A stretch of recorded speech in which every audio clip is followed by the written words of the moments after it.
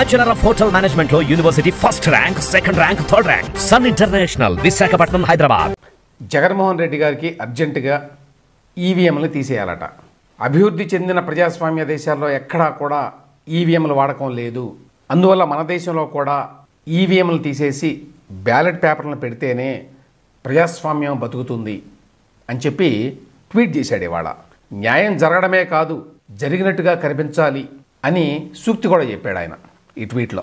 ఇదేంటి సడన్గా ఈవీఎంలు వద్దు అని చెప్పి మరి కాంగ్రెస్ పార్టీ, ఇతర ప్రతిపక్ష పార్టీలు డిమాండ్ చేస్తున్నారు చాలా కాలం నుంచి. ఇంతకాలం తర్వాత ఇప్పుడెందుకు జగన్మోహన్ రెడ్డి గారికి ఈ డిమాండ్ గుర్తుకొచ్చింది? ఎందుకంటే ఓడిపోయాడు కాబట్టి. ఇంకా గమ్మత్తు ఏమిటంటే 2018లో ఆయన 151 సీట్లతోటి భారీగా గెలిచినప్పుడు ఈవీఎంలు బ్రహ్మాండమైనవి, ఈవీఎంలు ఉండాల్సిందే అని వాదించాడు. మామూలుగా మాట్లాడడం కాదు, ఆ బయట కూడా ఉంది. ఏమన్నాడు ఆ వీడియోలో? 2018లో ఈ 80% మంది ఎవరైతే ఓటేశారో ఎవడు కంప్లైంట్ చేయాల, ఏ ఓటరు కూడా కంప్లైంట్ చేయాల. ఇప్పుడు నేనున్నాను, వెళ్ళి నేను ఫ్యాన్ గుర్తుకు నేను నొక్కిన తర్వాత వీవీప్యాట్లో నాకు సైకిల్ గుర్తు కనిపిస్తే నేను ఎందుకు గమ్మనుంటా? గమ్మనుంటాను కదా. బూత్లో అక్కడే నేను గొడవ చేసిండు, బూత్లోనే. ఇదే ఈవీఎంలు, ఇదే వీవీప్యాట్. ఆయనకు అనుకూలంగా తీర్పు వస్తే ఏమలా అన్నీ బాగున్నాయి.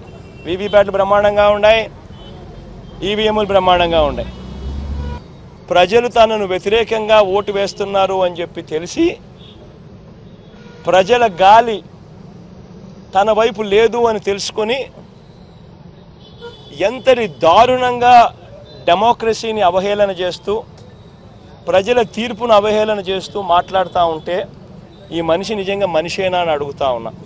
సో ఆ రోజున ఈవీఎంలని ఇంత పెద్ద ఎత్తున సమర్థిస్తూ ఎవరికైనా ఏమైనా ఇబ్బందులుంటే వాళ్ళు కంప్లైంట్ చేసేవాళ్ళు కదా.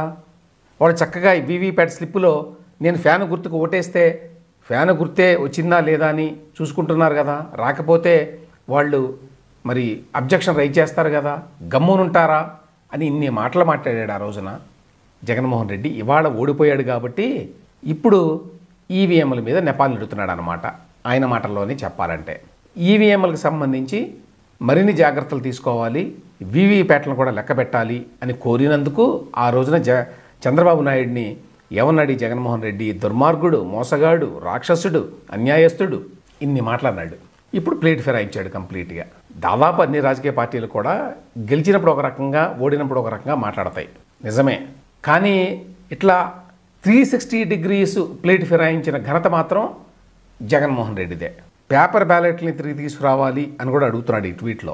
అంటే పేపర్ బ్యాలెట్స్ ఉంటే గతంలో అలాగా బాగా రిగ్గింగ్ చేసుకోవచ్చు. ఈవీఎంల్లో అయితే రిగ్గింగ్ చేయడానికి అవకాశం లేదు. ఎవరో బయట పెద్ద పెద్ద వాళ్ళు ఎవరైనా, కేంద్ర ప్రభుత్వంలో ఉన్న వాళ్ళు ఎవరైనా ఎవరినైనా హ్యాక్ చేయడానికి అవకాశం ఉందా అనేటువంటి ఆరోపణలు అయితే ఉన్నాయి. కానీ స్థానికంగా రిగ్గింగ్ చేయడానికైతే అవకాశం లేదు ఈవీఎంలో. ఈయన మళ్ళీ పేపర్ బ్యాలెట్స్ కావాలి అని అడుగుతున్నాడు. గతంలో రాయలసీమలో ఎక్కడా కూడా ఎన్నికలు ప్రాపర్గా జరిగేవి కాదు ఈ పేపర్ బ్యాలెట్స్ ఉన్నంతకాలము. సగానికి సగం ఎప్పుడూ రిగ్గింగే. ఇప్పుడు జగన్మోహన్ రెడ్డి గారికి మళ్ళీ పేపర్ బ్యాలెట్ కాలం వస్తే ఎంత బాగుండు అని అనిపిస్తోంది.